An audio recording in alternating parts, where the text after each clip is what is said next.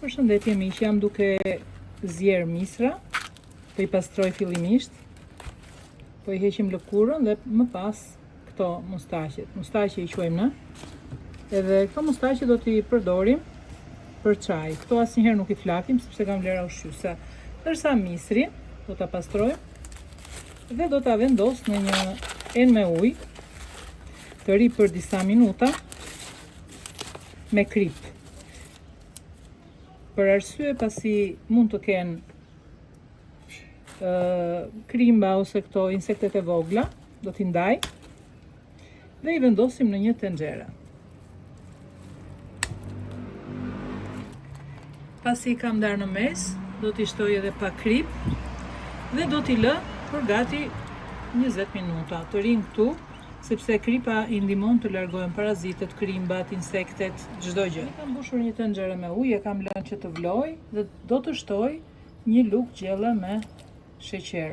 Nuk do të përdorim as krip, sepse kripa I forcon, edhe as sodë, sepse thonë që soda zjen më shpejt I ndihmon në zjerje. Soda mund t'i ndihmojë në zjerje, por I prishien edhe I zbut më shumë se ç'duhet e I humbet strukturën.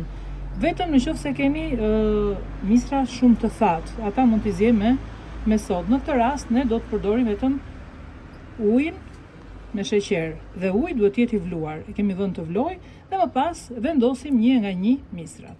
Vazhdojmë I vendosim të gjithë misrat në ujin e vluar dhe do t'i lëmë të zjejnë në një temperaturë jo shumë të lartë, ngadalë që të zjejnë mirë dhe t'i ruajnë dhe vlerat e tyre ushqyese. Do të thosha që midis të tjerave soda e bukës I humbet edhe vitaminat, vitaminën A, vitaminën C, prandaj nuk është e këshillueshme që të përdorim sodë buke kur zjejmë misrat.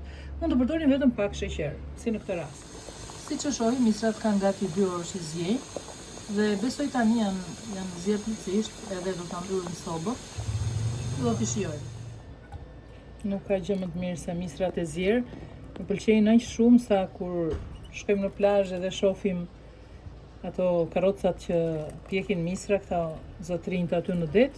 Nuk është se kam në një neps ose në një dëshirë për të ngrënë, sepse vetëm misri I zier më pëlqen më shumë.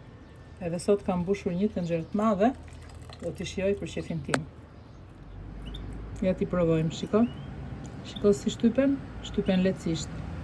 Edhe ky që duket pak sa më e kanë ruajtur formën, në këtë mënyrë e ruajnë formën, që sa të butë janë.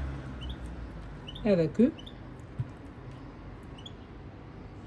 Në këtë mënyrë siç I kam bërë unë me një lugë sheqer e ruajnë formën edhe mbeten të shijshëm dhe shumë të mirë. Provojeni.